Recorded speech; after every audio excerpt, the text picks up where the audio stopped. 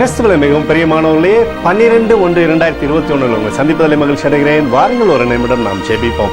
அன்பு தகப்பனே, இன்றைக்கு எங்களுடைய பாதுகாப்பு காட்சி வைக்கும்படி என் தேவனுடைய சமூகத்தில் வருகிறேனப்பா. என் தேவனுடைய நன்மைகளும் கிருபையும் ஆசீர்வாதம் உங்களுடைய வாழ்க்கையில் இருக்கும்படியாக ஜெபிக்கிறேன்ப்பா. போக்கிலும் வரத்தில் நீங்கள் பாதுகாத்துக் கொள்ளுங்க. இயேசு கிறிஸ்து சிந்தின பரிசுத்த ரத்தத்தை இவர் மீதும் ஒரு குடும்பத்தின் மீதும் ஒரு செய்கிற சகல காரியத்தின் மீதும் பூசுகிறேன். ஆகவே இந்த நாள் முழுவதும் தேவனுடைய மகிமை அவருடைய வாழ்க்கையில் இருக்கட்டும் அப்பா. ஆண்டவரே, சத்துருவருடைய வாழ்க்கையில் திருடி சென்ற சகல காரியங்களும் 2 மடங்காக இந்த நாளில் நீ திரும்ப தரும்படியாக ஜெபிக்கிறேன்ப்பா. இரட்டிப்பான ஆசீர்வாதத்தை அவருடைய வாழ்க்கையில் வைங்க, மகிழ்ச்சியை வைங்க தகப்பனே. சகலத்திலுமே ஜெயிக்கக்கூடிய அனுபவத்தை அவருடைய வாழ்க்கையில் நீர் வைக்கும்படியாக ஜெபிக்கிறேன்ப்பா.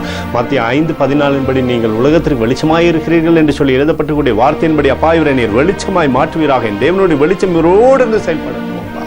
நேற்றும் இன்றும் என்றும் மாறாதவராக இயேசுவின் நாமத்திலே ஒப்புக்கொடுத்து ஜெபிக்கிறேன் நல்ல பிதாவே, ஆமேன். பிரியமான ஜெப பங்காளரே, ஒரு நிமிடம் நாம் இந்திய தேசத்திற்காய் ஜெபிப்போம். அன்பு தகப்பனே, 12/1/2021 இந்திய தேசத்திற்காய் ஜெபிக்கும்படியாய் உம்முடைய சமூகத்தில் வருகிறேனப்பா. இந்த தேசத்தை நீர் ஆசீர்வதிக்கும்படியாய் ஜெபிக்கிறேன். ஆசீர்வதியும் இந்திய தேசத்தில் நன்மைகளை நீர் கட்டளையிடுங்கப்பா. உம்முடைய கிருபை, உம்முடைய கோலும் கைத்தடியும் தேசத்திலே உண்டாகட்டும் அப்பா. உம்முடைய மகிமையினால தேசத்தை நிரப்பும்படி ஜெபிக்கிறேன். கொரோனா வியாதியிலிருந்தும் துன்பத்திலிருந்தும் தேசத்தை நீர் மீட்டுக்கொள்ளும் தகப்பனே. ஜனங்களுக்கு ஆறுதலை தருவீராக.